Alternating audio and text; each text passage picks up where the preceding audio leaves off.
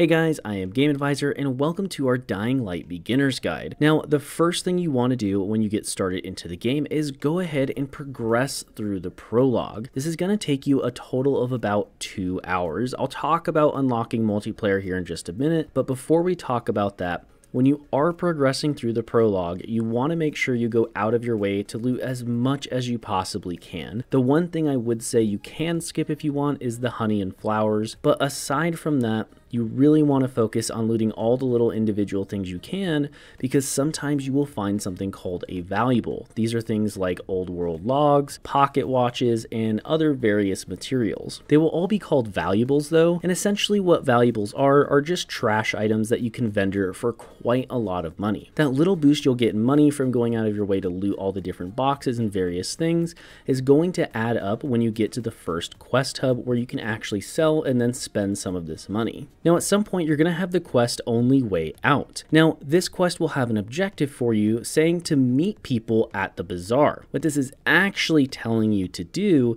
is to go to the bazaar, go find a little note in front of it when you first walk in the main door that is very easy to miss. Once you've read that, it wants you to really go out and explore the world a bit, but what you really should be doing is picking up the side quests in the bazaar, going and doing those, and usually it will just trigger after being away from the bazaar for a long enough period of time.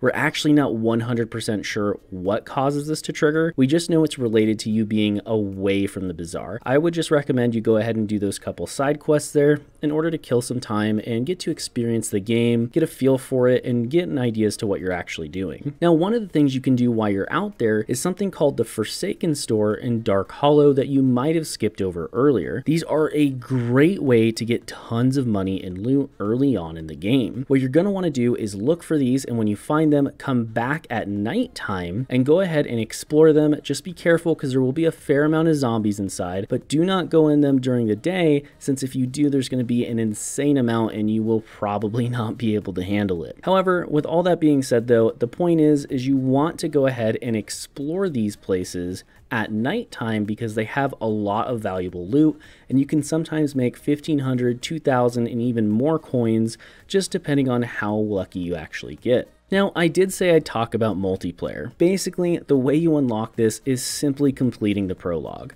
You'll know you've beaten the prologue when you get given the binoculars and you're able to use them. At that point in time, you can then go to the online multiplayer options, enable it so friends can join, and then you can actually have your friends join through either inviting them or through them just joining your game. However, multiplayer is currently very buggy. It has a lot of problems and it seems to just be not quite ready to be played. With that being said, you can also not progress quests, whether that's your main story or your side story, if you are not the host of the lobby. However, you can join your friends wherever they're at. Once again, this just means you will not be progressing your story if you are joining your friend's lobby and they will be progressing theirs. Don't be too discouraged though, as you will still get XP, you will also still get loot, and you will still get money, and it will all be shared between you two. This means you don't have to fight over loot. If you open a chest, you're both going to get items in it, so there's no fighting or any worries to be had there. It's also worth mentioning that only one person needs to be at a quest giver for the other person to teleport to it. That can save you a lot of travel time if our friend needs to go AFK really quick, or if they just want to quickly go get a little more loot while the other person quickly runs over and gets to the quest giver. Now, before we finish this up, if you are wondering how to save your game, all you need to do is either sleep in a bed, finish a quest,